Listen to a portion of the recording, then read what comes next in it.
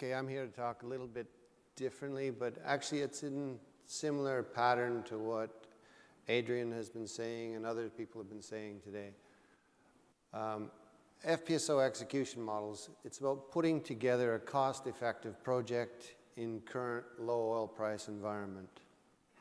I don't have a...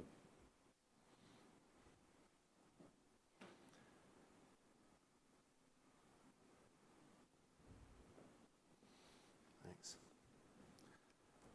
Okay, before I start, a little bit on Rubicon. Rubicon are a company that started in 2005 in Singapore. And they are a company that is specialized in low-budget FPSOs, making projects work.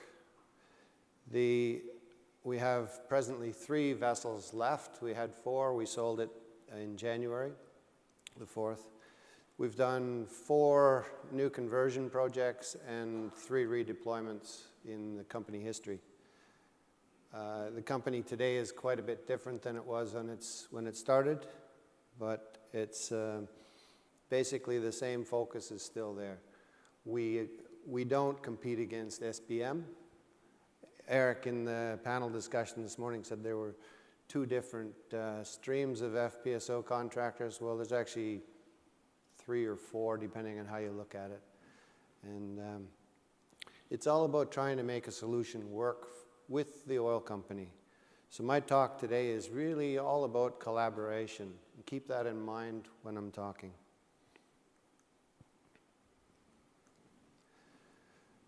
Okay, how do you put together a cost-effective project in the current low oil price environment? Now initially when I started thinking about that, I thought FPSOs. I'm an FPSO contractor. It's in my blood. I can't get away from it. But then I started thinking, the FPSO is just the top little thing on the top of this oil field. Oil fields are enormous. They're several kilometers across. Even our mooring system can be a few kilometer mooring lines. So the FPSOs, although we as FPSO contractors consider it to be the be-all and end-all, it isn't. There's the whole field aspect of it that we often forget, that oil companies, the operators, are very keenly interested in. All the same, and that includes licenses, drilling, surface facilities, all that stuff. But then there's also, how do they actually do a project? And I honestly think a lot of oil companies don't know how to get a project off the ground. How do you even start in this low oil price environment when you've got banks, you've got regulatory requirements, all the different governments and things? Everybody has their own interest. It's difficult business for an oil company these days. So I'll talk a little bit about that, and then I'll talk about, from our perspective, how we can actually get it to work, looking at execution models. From a company perspective, I'll pass through this stuff. I'm going to talk more detail. But basically, everything's about balance, and everything's about discussions and how to get things working. So for an oil company, if you look at the graph down in the bottom left-hand corner, it's all about oil production curve, typical curve on an oil platform. When an oil company is starting to figure out what facilities, what specification he needs for his project, he looks at his production curves and he says, we could do with 100,000 barrels a day on this project, and if we do that, we can get all of our finances and loans paid off in X amount of time. We can make bags of money. Oh, they don't always perform the way they expect. When you're designing for the full capacity that your engineers and geologists will tell you, you are incurring extra cost. You're incurring extra schedule risk. And in all likelihood, you're going to end up wasting a lot of the facilities. So an alternative to that is to design for 70% of what you think you should be producing. Design and work your economics around that. You'll find that the CapEx has great reductions, potentially. You can delay or defer your drilling costs. So you don't have to drill 6 or 7 wells from day one. Drill 3 or 4 wells, get your peak production, keep your peak production lasting longer through the period. With today's oil price, 50, maybe next year it might be 60. Maybe in 2 years' time it might be 80. If you defer and delay your drilling and production costs to keep that peak curve flat on the top, keep plateau production longer, you might actually be able to take advantage of the increased oil prices. So your shareholders will very much appreciate it. And you've managed to reduce your CapEx. So definitely, the disadvantage is it does delay the return on your capital because you still have a big outlay. We're only a small part of it, remember. So then I thought, okay, how else can we, what other methods can be used to reduce the costs? And I've talked about minimizing the facilities, but to 70% of the throughput. But there's other things. Things like pressure vessels, separators, deaerators, that sort of stuff. It's relatively inexpensive for us to upsize those facilities. So after I've just said design for 70%, but what happens if your wells come out even better than you expected? Well, go up a little bit on the separator size. It's just a big pipe. There's nothing sophisticated in it. A larger separator doesn't cost very much extra money. Slightly larger piping, no issues. Fire and gas systems, oversize it, because if you think your process facilities could increase in size later on, put on bigger fire pumps. It's negligible cost. Utility systems, usually you can add pumps and so on later on. So you don't have to upgrade those. You don't have to spend the money on making those bigger for something you never use or may never use. Then comes power generation. Look very closely at power generation. Type, capacity, all that is expensive, very expensive kit. Gas facilities, similar, very expensive to upgrade later on. Use a lot of time and effort on that. Yeah. Mooring systems, obviously, you should look at. Ship sizes matter. Plan your offtakes depending on where you are. Peak production, 20 days between offtakes, fine. There's an FPSO in the Gulf of Mexico. Won't say who, but you can figure it out. For a long time, it was doing an offtake every 2 days, day and a half. And it was 2 million barrel storage. Fantastic. But ship sizes matter. If you oversize the vessel, it increases your cost. Accommodation facilities, design it to suit your future. Now, I want to spend some time on redeployment, but not in great deal. Adrian, you mentioned about going in and buying a new suit. Well, redeployment candidates, you're buying an off-the-shelf unit. You're leasing a unit that's existing. So you can't go into it with the same expectations that you're going to just go in and make it fit. Making it fit will cost you a pile of money. Changing the color costs money. Spend your money wisely. Change your specs to suit. Do a market survey. So the way you should go out for a redeployment, do a quick market survey. Find out from the FPSO contractors what they have available. Talk to them. Get their specs. See how that fits your functional specifications. And then start talking to 1 or 2 of them to see who can get the closest without major modifications. Modifications add cost and complexity and risk.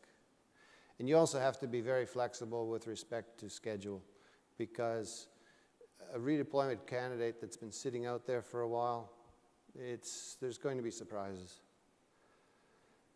Another interesting way of saving money or even making money from your FPSO is sharing your facilities. You can share the storage tanks. I said 2 million barrel storage, or whatever you got for, if you planned your storage 20 days off takes, but now you're 5 years in and your production curves have dropped down, you're going to have extra storage capacity. So you can choose to wait for another 2-3 months between off takes, or why don't you bring some oil in from somebody else? Charge them a tariff for doing it, and you'll get a larger price for your oil, or you'll get your money quicker. You don't have to wait 2-3 months to get some money back. So storage is an easy solution to try to utilize the facilities and get more out of it. You're already paying. You're paying a day rate regardless of whether you're using the full facilities or not. Process facilities. Maximize the use of the available capacity. Again, the production curve. Think about that. If there's a neighboring oil field that can tap in and use the same facilities, by all means, use it. Again, you can charge them a tariff, or there's other ways of recovering some money in that. So, then I've talked about contracting strategy so often, but really in this environment, everybody really needs to start looking at ways to spread the risk, but also the reward. And there are a lot of very interesting models being developed now to be able to do just this. During the project phase, be flexible with the schedule. 9 times out of 10, the FPSO contractor is ready and out at the field before you're ready anyways, because of field surf facility issues and so on. So be flexible, but talk. Communication goes a long way. Take a team approach to company inspections and approvals. Don't ever go in and say, oh, we haven't looked at that, or have to look at it again.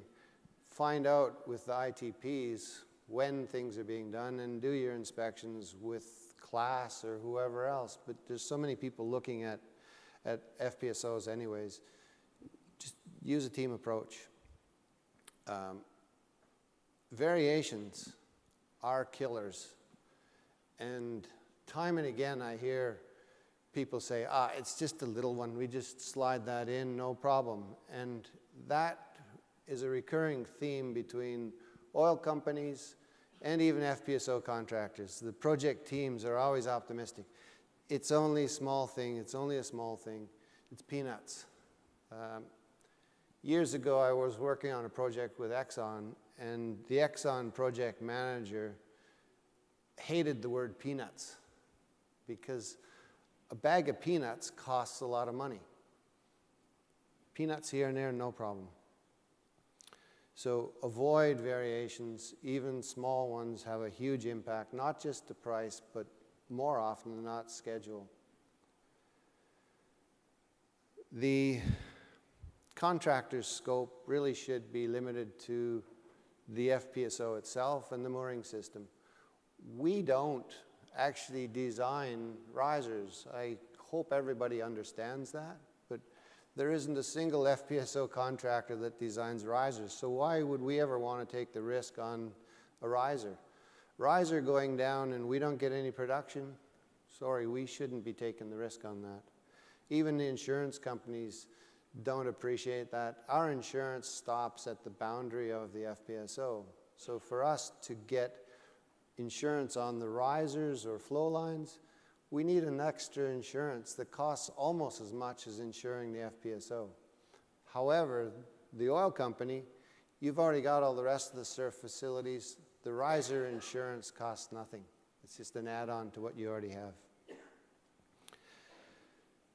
Yeah, take responsible for offshore installation is the company. We don't have boats. There's one FPSO contractor does, but the rest of us don't. Yeah, bareboat day rates. if you want to get ingenious with contracts, the bareboat day rates are something that you can actually play with. Most of us will live with a lower threshold for fixed term, but give us some uplift. You know, we actually don't mind making more money than what the contract initially sets out to be. We don't have to have fixed rates. So if you want to share risk of lower day rate and so on with us, fine, but you also have to give us some uplift when you get higher revenue, when you get higher throughput or better improved oil prices. Then we can talk, but don't give us a fixed price. And then when oil prices drop, come back and say, we're not doing so well these days, you know, the oil price is half, so we're going to give you 30% reduction on your day rate. No, that doesn't work. And there's companies trying that, but that just doesn't work. If you're going to do it up front, so everybody knows, and the financial institutions, the lenders also know, can get their head around it. There's ways, there's models that work. Yeah, OPEX should be reimbursable. You can do it with KPIs for pluses and minuses on it, keep everybody honest. And yeah, I'll go on. That's enough about companies, oil companies, and how they can contribute. But now from an FPSO contractor, what are we doing? We talked this morning about digitization a little bit. Hybrid power generation is something that the shipping industry is jumping into wholeheartedly. The class societies are coming up with new class rules for it. What are we doing in the FPSO business? According to the shipping marine side, we probably wouldn't need emergency generators. We may not even need essential generators. We can kickstart systems using batteries. Maybe we go electric power on electric motors on the offtake pumps. I think there's a lot of potential opportunity for us to save cost on CapEx, but especially OPEX, with just some new thinking. And this is being led by the marine industry. So the ideas are already there. I'll skip on the next one, but virtual and augmented reality were also talked about this morning. And that is definitely the way of our future, because we work in remote locations. When we're out there in who knows where it takes a helicopter 2 hours to get to where we are, and it takes a business class flight to get the expat guys there. As our systems become more and more complicated, why are we sending these experts offshore when we can just put glasses on one of the operators and he can actually, his camera will show everything, and his glasses might even show him how to pull things apart, how to put it. We don't need the experts, but the experts can actually be sitting in their office at home watching, giving advice into the earphone of the guy that's doing it. So I think more and more we're going to see more of that. Virtual reality for training exercises, it's fantastic tools, and they're there today, but they need to be developed. And the costs have come way, way down. There's no reason in future projects we're not using these tools. And I think for all of the equipment manufacturers, you need to also be thinking from maintenance perspective. Your operating manuals need to change. They need to be more augmented reality, more virtual reality situations, because it'll help us all and it'll sell your products. So the other thing that we can do from a contractor perspective is subcontracting strategies. We've been hearing in other discussions how to do this. Realistically, for us, it's the same as the oil company or operators. It's the devil you know. Get to know your subcontractors. Pick some. There's always one or two that fit the bill closer than anybody else. And if you don't have to go through the big, complex bidding process, pick one or two and work with it. That's what we do as a company. We don't have our own 1,000 engineers sitting in the office. We rely very much on the subcontractors, on the whole supply chain, because quite frankly, I don't know how to design a heat exchanger, but there are people out there, as we saw this morning, that do. So why should I be telling them how to do a heat exchanger? Why don't I tell them what I'm trying to heat up, the fluid mediums that are going through it, and let them tell me what to do? Pick your contractors, subcontractors, work with them, and really, remove work duplications. Those people know better, so how am I going to check what they're doing? We need to have experts. We need to guide them. We need to make sure that it's going to work when it's put together, but we can't be telling them what to do. The market isn't there anymore. The luxury of time or money, we don't have anymore. So, in hindsight, working together. That's what it's all about. You want a cost-effective project? Work with the subcontractors, whether they're the main FPSO contractors, and for us, we need to work with the subcontractors, and that's how we'll get to be a cost-effective solution. And that's it. Questions?